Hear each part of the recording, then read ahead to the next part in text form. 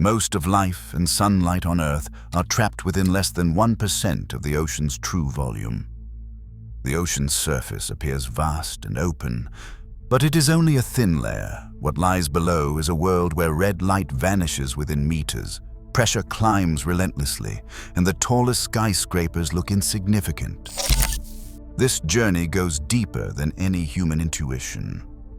Are you ready to see how far the descent truly goes? The surface of the ocean feels infinite. Sunlight glinting off waves, ships crossing continents, swimmers and divers exploring what seems like a vast blue world. But in reality, almost everything we know about the ocean happens within a film of water thinner than a fingernail on a basketball if Earth were shrunk that small. The entire global shipping fleet, the migration of whales, the reach of fishing nets, and nearly all marine life are packed into this uppermost layer known as the epipelagic zone.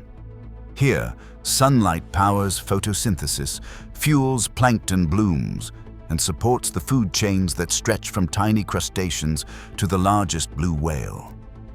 Yet this sunlit zone is incredibly shallow compared to the true depth of the ocean, less than 1% of the total volume. Oceanographer Sylvia Earle says most life and human activity sits in a thin skin of the planet. That thin skin rarely extends deeper than 200 meters, a distance a strong swimmer could barely cover horizontally. The ocean covers 71% of Earth's surface, but nearly all of it is just this narrow, illuminated band. Below, the familiar world of light and color fades rapidly. The deeper you go, the more the scale of the ocean begins to defy human intuition. The descent from here is not just a journey downward, but a step away from everything that feels normal and known. Within just a few meters below the surface, the ocean begins to erase the colors we take for granted.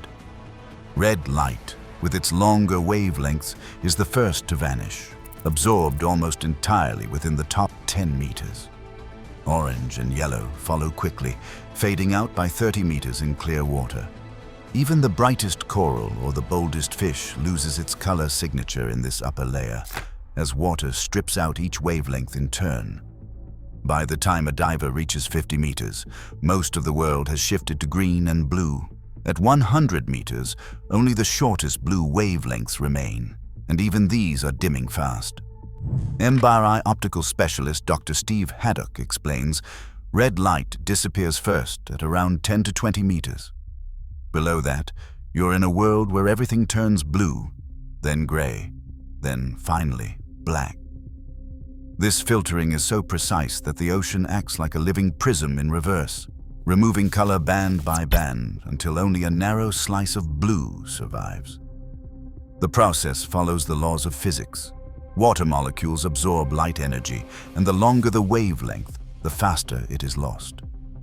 In clear open ocean, blue light can reach depths of 150 meters or more, but even there it grows faint and cold. For marine life, this collapse of color changes everything. Red animals become invisible, camouflaged in darkness. Human eyes, so attuned to color, begin to fail. As the descent continues, familiar landmarks and objects lose their context. The world becomes monochrome, setting the stage for a realm where light itself is a rare and precious thing. A single glance at a city skyline can make skyscrapers seem impossibly tall. Yet even the world's tallest building, the Burj Khalifa, stands just 829 meters, less than a kilometer. If you placed it in the ocean, it would vanish well before reaching the end of the sunlit zone. The entire structure could fit upright in the uppermost part of the sea, with hundreds of meters of water still above. The Eiffel Tower, at 324 meters, does not even reach the depths of a typical recreational scuba dive. These icons, which dominate our horizons and imaginations, are dwarfed by the shallowest layers of the ocean. Stack every skyscraper ever built, including Shanghai Tower, One World Trade Center, and the Petronas Towers, and the pile disappears into the first kilometer, swallowed by water long before reaching the true deep. Even the cruising altitude of a commercial jet, around 10,000 meters, is just enough to speed from the surface to the ocean's deepest trenches. For most of the descent, human engineering is measured in centimeters against the vastness of the sea. Standing on land, it is easy to believe we understand scale, but the ocean redefines it. As the descent continues, familiar references shrink and vanish, replaced by a world where human achievement is outpaced by depth itself. The sense of scale tips from comforting to humbling, and the further down we go, the more the ocean's immensity begins to reveal itself. At a few hundred meters below the surface, sunlight fades to a dim bluish haze. Here, in the Twilight Zone, life takes on a distinctly alien shape. Lanternfish and bristlemouths dominate this layer, their bodies equipped with eyes that seem oversized, sometimes as large as 1/10 of their total length. These enormous eyes are not for show. They capture what little blue light remains, allowing the fish to spot prey or avoid predators in near darkness. The water temperature drops to between 4 and 12 degrees Celsius, slowing every chemical reaction in the body. Energy is precious, so movement is deliberate and slow. A single meal might need to last for weeks. Bristlemouths, among the most numerous vertebrates on the planet, thrive here not by speed or strength, but by making the most of every calorie. In this world, survival depends on seeing without light, moving without wasting energy, and blending into the shadows. The further down you go, the more familiar life gives way to strategies shaped by scarcity and cold. Past 1,000 meters, sunlight is gone for good. The world dissolves into absolute black, and yet the darkness is anything but empty. Here, 9 out of every 10 midwater creatures produce their own light. Tiny flashes and drifting glows mark where animals signal, hunt, and hide. Bioluminescence is not a rare trick, it is the rule. Ocean explorer Edith Widder describes it simply. Down here, animals make their own light. Bioluminescence is the currency of life. Each flicker is a message, a lure, or a warning written in blue and green. But the deep ocean is not just a world of living light. Every 10 meters, the pressure increases by the weight of another entire atmosphere.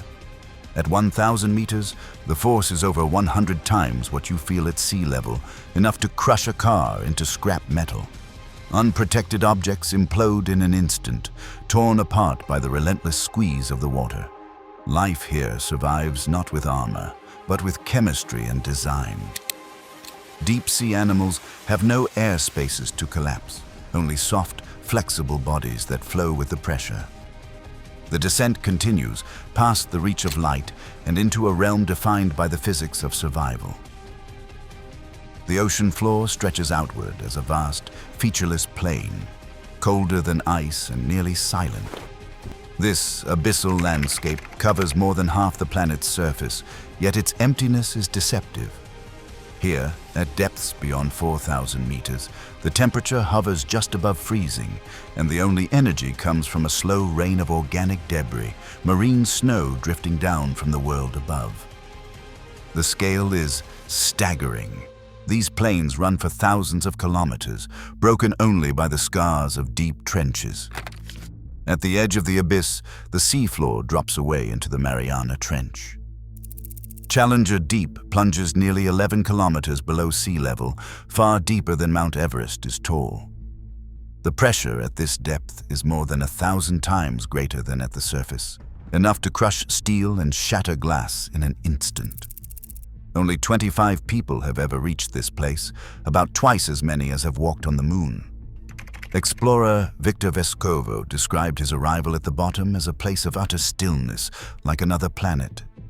Yet even here, our knowledge is incomplete. Less than a quarter of the seafloor has been mapped in detail.